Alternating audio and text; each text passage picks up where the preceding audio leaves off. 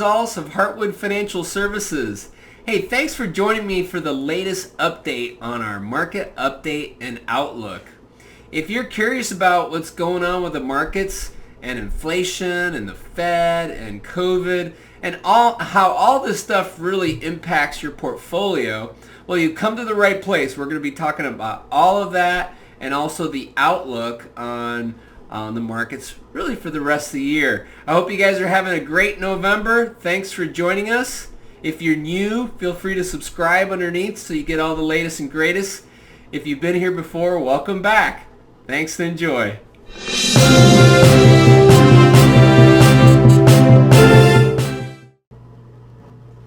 All right, let's get started with the asset class returns. So at first glance, when you look at the chart here, you think, man, this was a great month. So we made up for the losses from September and actually made up a little extra. So it was very nice to see we're having a pretty strong year to date. So large cap stocks, remember that's mostly the S&P 500, was up over 7%. Small cap stocks up 3.4 plus. Real estate up over 7.5%.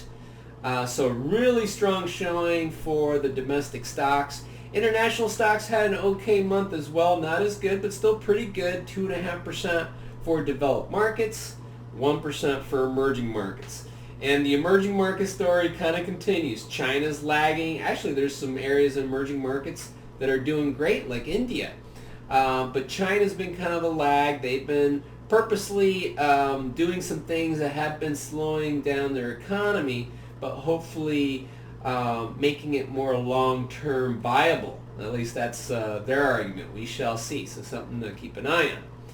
On the fixed income front, in general, bonds just haven't been that great. The more high-quality fixed income has actually been down a little bit for the year and slightly down for the month.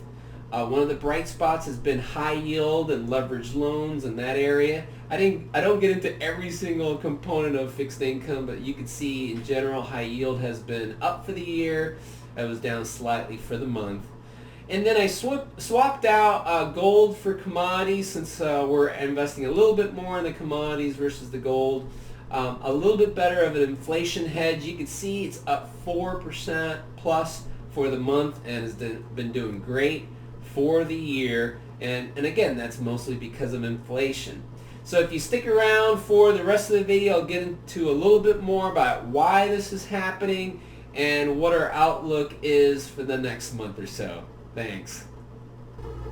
So on the most recent news, we have the Fed finally came out, and it's been very anticipated and mostly expected that they're going to start the tapering process. Okay, if you're not familiar with what they're tapering, what the Fed did back in the midst of the recession to hopefully keep it from getting much worse, the Fed went out, and as you can see here, they bought $120 billion a month of bonds in the open market. Now we can get into more about how that happens and how can they even do this. That's a whole other video. But basically they've been going out there and buying $120 billion in bonds every month for the last year. And so they've finally declared that starting in November, as you can see here on this chart, they're going to start tapering it down. $15 billion a month, and they're going to taper it down every month until they get to June. And so they've also made it very clear that they're not going to raise interest rates until they're done tapering. And they can change their mind at any time of how fast this is going to go. And so the bottom line to the news, it was very expected. The market didn't really react too much. In fact, it reacted kind of positively because at least now the Fed is trying to do something about the inflation that has been flaring up. But they're also not doing it too quickly, which I think was also the fear. They would go in and be too aggressive. And again, when they go a little too aggressive, it could actually slow down the economy a little too fast. And as we all know, we still have a long way to go with employment. And so they're kind of balancing those two things. So it seems like everybody was pretty happy with what the Fed did. They still seem pretty dovish overall, and so the market seems to be pretty happy with this news.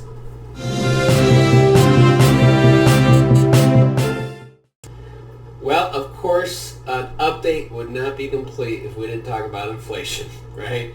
That's probably been the number one question I've been getting from my clients here in the last 6 months. And the reality is that there's inflation.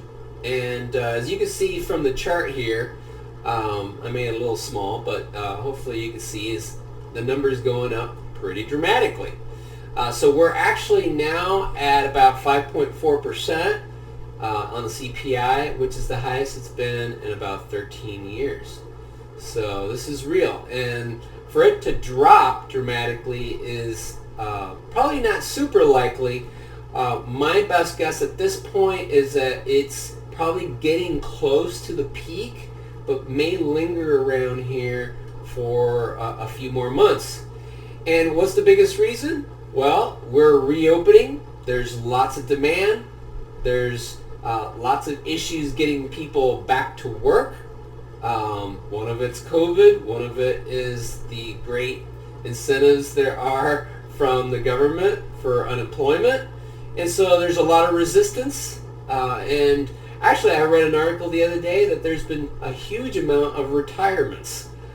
Interesting. So the labor force is essentially shrinking. So this is going to take a while for this to all kind of level out and get back to normal.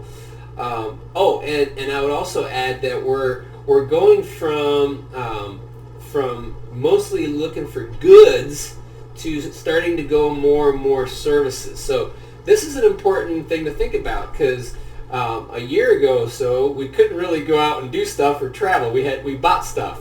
And so all the inventory of all the stuff has been reduced, and now they have to kind of replenish all that again. So the good news is now we are going more to services, and that should help also alleviate this pressure on manufactured goods.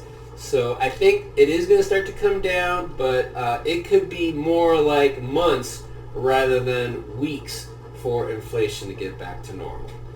If you have any more questions about that, which I know you probably do, feel free to reach out because this has been a hot topic.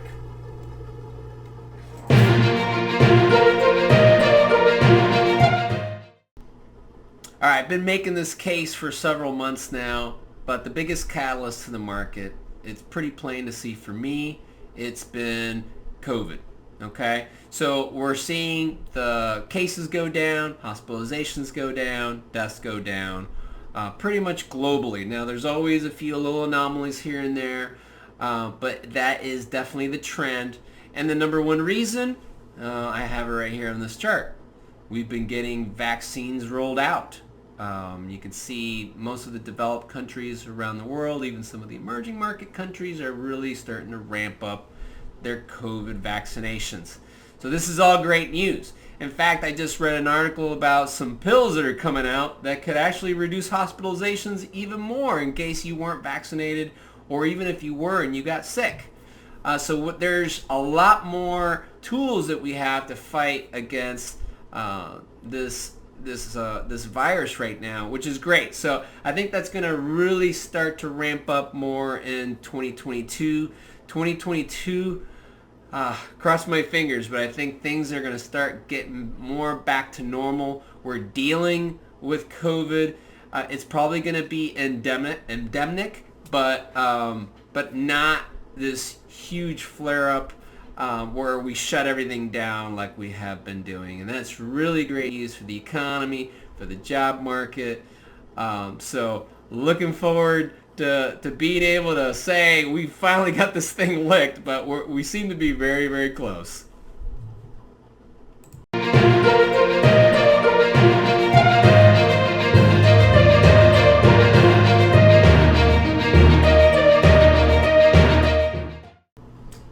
All right, so now let's switch gears a little bit and talk about things to come and the outlook that we have for the next several months. I would start with the earnings outlook. Earnings have been coming in actually very strong. And one of the things that makes me happy is, when I see earnings, as you can see by this earnings growth, this little gray line, has been going up faster than the stock market returns have. And the reason that makes me happy is because, well, first of all, last year it was the reverse.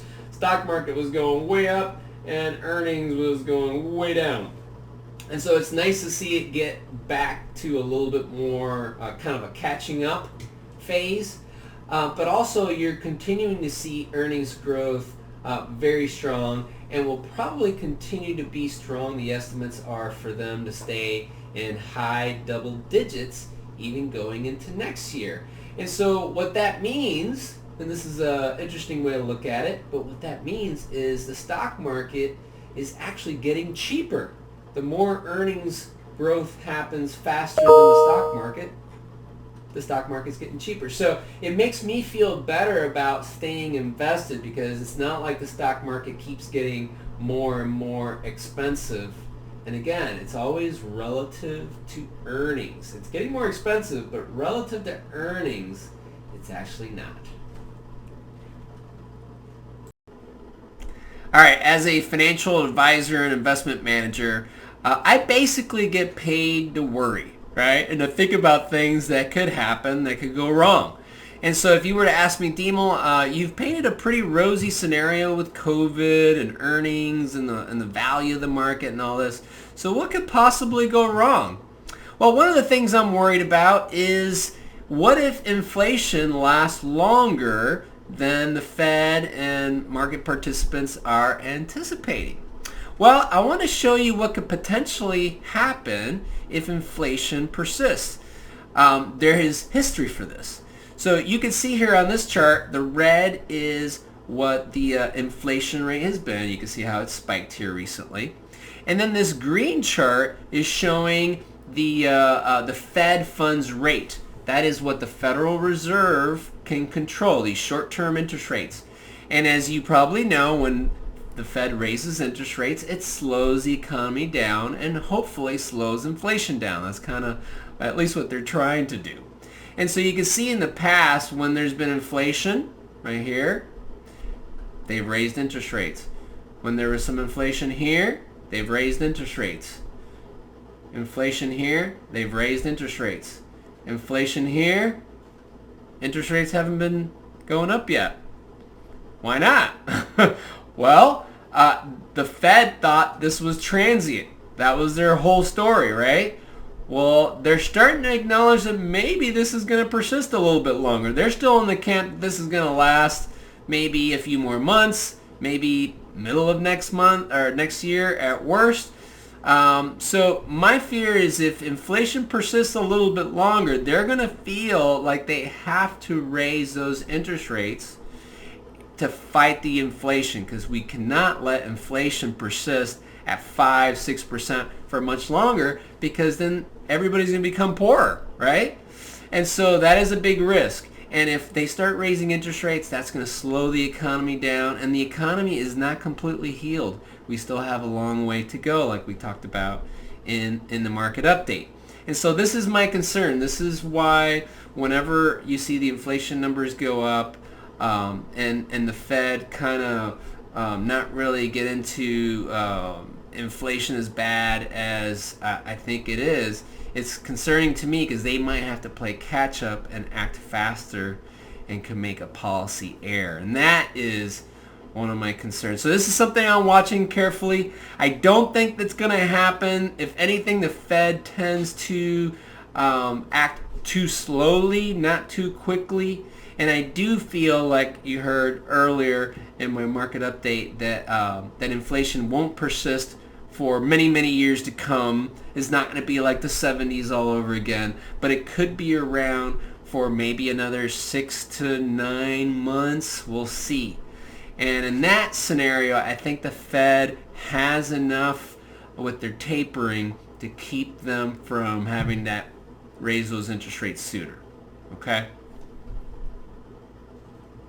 All right, so now we're getting into the investment implications. All this information is great, but how is this practical for my investments? So first of all, I would say that overall, very optimistic about things. I am starting to get a little bit more cautious and getting closer to pulling the trigger to going from more optimistic to more neutral, but not quite yet. I still think we have a little bit more room to run with the growth that we're seeing in the economy. But I did want to reiterate one of the things that we're doing with the portfolio, moving a little bit out of gold, adding a little bit more to commodities. So here's a quick little educational piece. You can see how inflation in the orange, when it's high, gold, which is the gold color, and commodities, blue, and actually real estate, REITs, in the gray, had done really well, especially in the 70s. But what's been happening recently in the more recent inflationary periods in the 80s, early 80s, late 80s, early 90s, is gold has actually not been doing very well at all against inflation. And so instead of using gold, because I think this is probably more of the trend for gold going forward, is to use commodities instead, which is the blue, and obviously having real estate in the portfolio, which we do. So we have both of those hedges. And I do feel like inflation could persist a little bit longer than the market and the Fed is anticipating. So we definitely want to have some of that protection. And so what was happening with gold back in the 70s, I think, had more to do with the dollar going down. Remember, we unpegged from the gold standard. If you go check out your history books on that. Maybe I'll do a video on that someday, but that was mostly what was going on there. And ever since, actually, the dollar has actually been strengthening a little bit during those periods where gold was going down here. So right now we're kind of seeing that, as the Fed is tapering, it's actually making the dollar kind of strengthen a little bit. So I think gold will kind of more, tread water, maybe even go down a little bit, where the commodities and REITs will probably do a little better. So we've been a little bit more focused in those areas to hedge the portfolios. All right. Thanks again for watching, guys. I hope this was helpful. I hope this gives you some insight and not too boring to watch and listen to. If you have any questions, you know how to get a hold of me. Reach out to me, either phone, email. My contact information's at the end. But thanks again for watching. Put some comments down. We keep an eye on those. Any suggestions? I'm all ears. So thank you, and we'll see you later. Bye-bye.